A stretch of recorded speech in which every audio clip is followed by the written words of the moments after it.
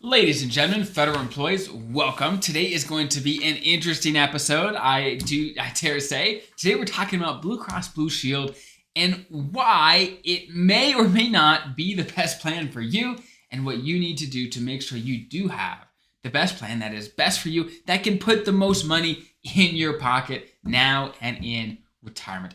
Let's dive in. So, I know this is a relatively scary thing to talk about because I talk to a lot of federal employees, and I know something that between 6 to 7 out of 10 of all federal employees, I mean, this is just my best guess based on talking to thousands and thousands of federal employees, between 60 and 70% of federal employees tend to have a plan with Blue Cross Blue Shield, and health insurance plan with Blue Cross Blue Shield. So I know a lot of you watching, you've got Blue Cross, right? Now, but before you despair and say, oh, is it a bad plan? No, it's not a bad plan.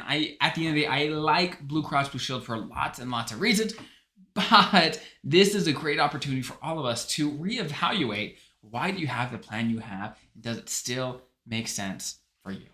Okay, so let's dive right in. Whenever I see anything, okay, like this Blue Cross Blue Shield thing with federal employees, okay, so let me paint you a picture. There are 200 plus options for FEHB. There are lots and lots of options for federal employees. And whenever I see a massive percentage of federal employees all in a handful of plans offered by a single company, I know something's going on. Okay, something is going on. And what do I mean by that? What I mean is, I think Blue Cross Blue Shield is probably doing a lot of things really, really well. However, I also know that while some people did the research to really figure out what plan makes sense for them, other people picked the plan just because their coworker, their spouse, their parents, their whatever had that same plan. Okay? Now, that's not the worst way to make a decision, but it's certainly not the best. So basically, this is my thesis of this entire video is, hey, I don't care whether you have Blue Cross or not. At the end of the day, you've got to find a plan you're comfortable with. But what I do care about is you retiring and being confident and comfortable and having an incredible life. That's what I do care about. And what I have seen is tons and tons of federal employees who are paying premiums for something, thousands of dollars sometimes, in extra premiums for something they really don't need. Okay? I'm not saying you don't need the plan you're currently on. I don't know. This should be an opportunity for you, again, to reevaluate, why do I have the plan I have? Does it still make sense for me? What if I just looked at the other options to see what's around? Because let me share some facts with you. Moving into 2023, as you know, every single year, plans change things, right? Plans change their pricing. They change what they cover maybe a little bit. They change over time. Now, moving into 2023, the average price increase for premiums for FEHB plans was about a little over 7%. Little over 7%, okay? However, what about the Blue Cross Standard plan, okay? That more expensive Blue Cross plan, which many of you, I'm sure, watching this are in.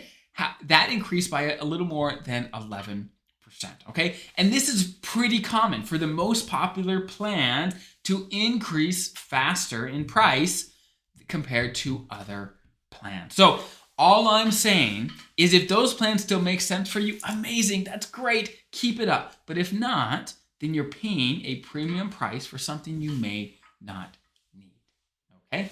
All I'm saying here is I like Blue Cross for tons of reasons, okay? Tons and tons of reasons. However, I guarantee that it does not make sense for the huge percentage of federal employees that are using it. There's probably other plans that make better sense. However, you've got to make that decision, okay? I can't make that for you through this screen. I just can't do it. I can't do it. So this is my challenge for you. I know we've got some time between now and the next open season. That's totally okay. Totally okay. But let me challenge you to do this. Take a look. This next open season, keep your mind open. Take a look to see what is out there. Now, if you're convinced that your plan is perfect for you, great. Don't worry about it, right? But if you say, maybe I'm going to look around, one of two things will happen.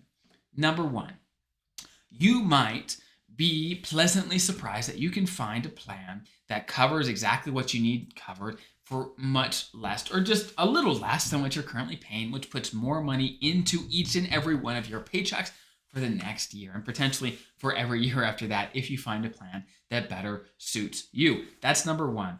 Option number two is that you find that the plan you currently are in is actually the plan you like the most, and that is what you're most comfortable, and therefore you are more confident in the plan that you have and in your future. So both of those options are great, and this is my opportunity I'm giving you to take a look at it, because I know only about 5 to 6% of federal employees change their plan every single open season. So think about it. Hopefully we get that number up where people are thinking and finding a better plan based on their current circumstances. So I hope that's helpful. If you have any questions yourself, there's a link below to submit those. And I'm grateful for you spending time with me today. And I'll see you next time.